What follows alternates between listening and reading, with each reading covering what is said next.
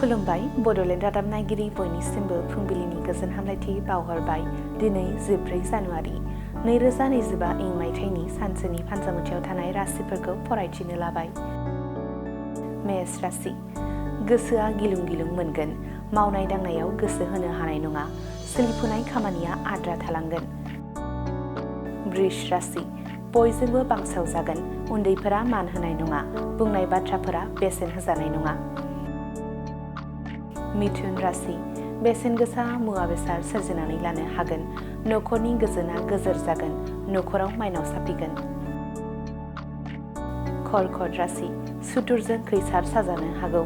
लोगो सायख'नायाव सांग्रां जानांगोन। साना गाहाम नङा। सिंह राशि, नखराव गोजोननि बार बारगोन। गुलाय गुजाय जानाय सोमोन्दोआ साबस्रांफिनगोन। अनज्लायनाया बांगोन। कन्या राशि, साख्रिनि मोजां रादाब मोनगोन। गोसोआ रंजानायजों बुंफबगोन। गावनि सायाव गोग्गानाय मोनगोन। तुला राशि, बिमा बिफानि बोर मोनगोन। बिब'नो सुखु होनो हागोन। नखराव गोजोननि थासारि जागोन। वृश्चिक राशि, गोसोआव गोदान मिजिं खिलिगोन। हाबा मावनानै गावनि आरो नखरनि गोनांथिफोरखौ सुफुंनो हागोन। धनु राशि, फिसा बाथ्राखौ लानानै नांलाय खमलाय जागोन। गोब्राब थासारि सोमजिगोन। जिंगासिनांगोन। मकर राशि, आखायाव रां थानाय नङा। बायदि जेंना नुजाथिनो हागौ। गुबुननि हेफाजाब लानांगोन। कुम्भ राशि, नखरनि गेदेर जेंनाया सुस्रांजागोन। बाय बाहागि बयबो खौसे जागोन। साना रंजा खुसिनि जागोन। मीन राशि, रावनिबो खोथा बाथ्रा खोनासङै जागोन। अहंकार सानस्रिया गोसोआव जायगा लागोन।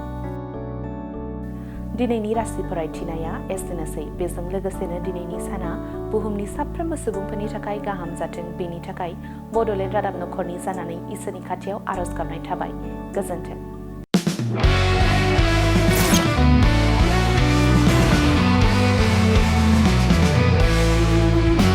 नोंथांनि जिउआव जायखिजाया खामानियावनो हेंथा नुजाथिदों नामा? गोब्राब नाजासेयावबो जिउआव जाफुंसारनायखौ मोननो हायाखै नामा? जुदि नोंथाङा बेफोर बायदि जेंनाफोरजों मोगा-मोगि जानांदोंब्ला बे खेबनिफ्राय जिंगासिनांगौ गैलिया। मुलुग दरबाराव तन्त्र मन्त्रनि थाखाय बयनिख्रुइबो मुंदांखासिन थावनियानो जादों मायां। मायांखौ साधु बिद्यानि रायजो होननानैबो मिथिनाय जायो। बे मायांनिफ्रायनो तान्त्रिकनि सोलोंथाइ लानानै फैदों मुंदांखा रबि कबिराजा। बिथांनिफ्राय नोंथाङा नोंथांनि जिउनि गासिबो रोखोमनि जेंना जेंसिफोरखौ सुस्रांनानै लानो हागोन।